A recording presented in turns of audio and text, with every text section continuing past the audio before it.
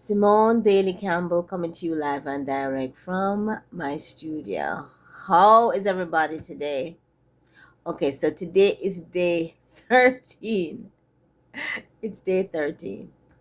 So, if you don't know what's going on, I'm working on this painting that I wanted to finish on the third day to enter a competition, and it did not make it to the third day.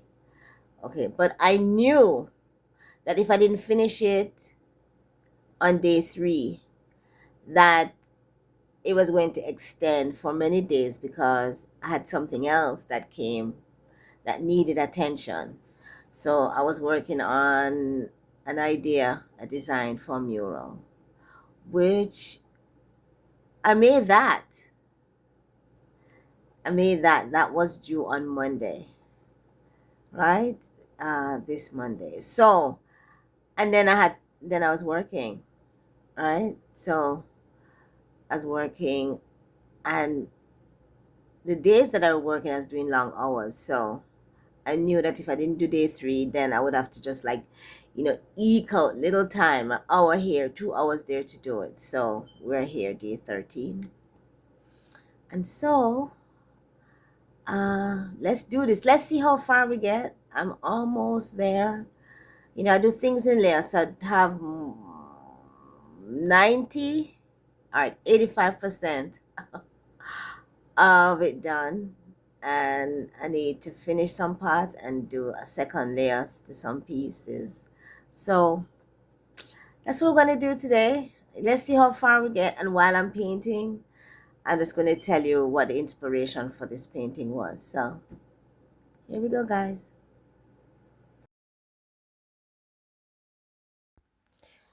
So I'm going to give you the inspiration timeline for this piece. So back in the day, I used to work for David Yurman, and during market week, they would always have like the most beautiful bouquets in the foyer. Right before you go into the elevator, in the corner, there was always a really fantabulous bouquet of flowers. And one market week, the bouquet of flowers was really beautiful. And I said, oh my God, this is so nice. And I took a picture of the bouquet. I don't know. I'm going to go look it up to be sure, but it was like 2018. And for the longest time, and I sent the picture to my email. And in my email, I pinned it to the top so that it wouldn't get lost in the sauce, so to speak. And so that email was there for years, right? So that was like maybe 2018, 2019, somewhere around there. So now we are in 2025. No, we're in 2025. When did I start this collection? I started this collection, yep, late 24, 25, somewhere around there. Last year, 24. And so I wanted to do a piece for Black Lives Matter, but I wanted to do it to honor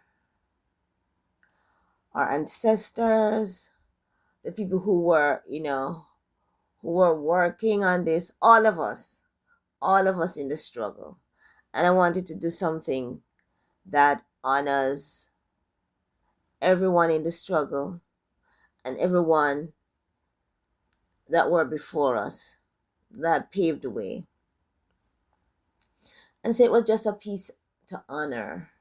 It was flowers. And the first arrangement that I thought of was that arrangement that I took at David Yurman. So what I did was use that arrangement and added a few more flowers to it. So I added the chrysanthemums, and a few other things. Yeah, so I added the chrysanthemums, I added the bird of paradise, I added in the lilies, and then I shifted the arrangement and flipped it and mirrored it.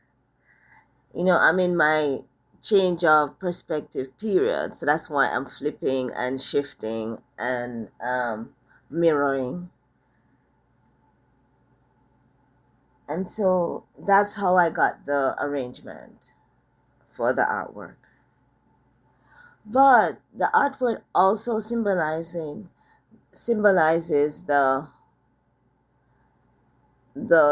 multi-layered, complex, beautiful, colorful aspect of who we are and what we're fighting for. And I think it's beautiful.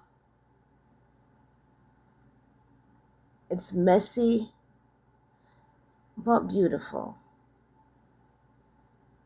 It's complex, but beautiful.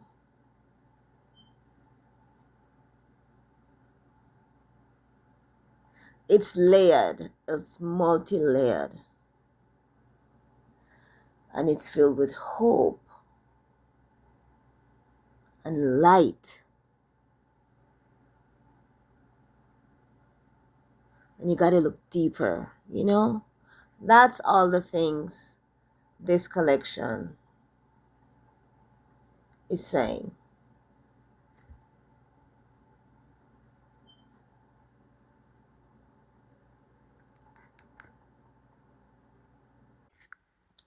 So the first set of this collection that I did are on a black background that kind of represents the people, It kind of represents the people, okay?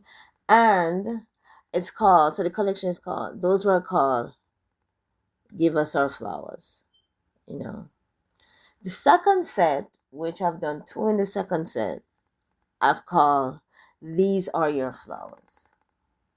And I have written it in cursive at the side of the painting. Now I'm doing this pink one, which is blowing my mind personally. First of all, I see people use red and pink as underpainting. I didn't go to art school. This whole underpainting thing is new to me. However, I thought, I want to try this pink thing. And it has been blowing my mind. First of all, because the colors, I didn't put white underneath the colors. I painted right on top of the pink. AKA, I guess that's why it's called underpainting. And it changes the colors in the most unique way, which is blowing my mind. And I am just loving. So that's kind of the inspiration behind the entire collection. I hope you guys enjoyed as much as I've enjoyed creating this. Wow. Every time I paint a new painting, I say, "Oh, that's my favorite." They're all my favorites. Enjoy.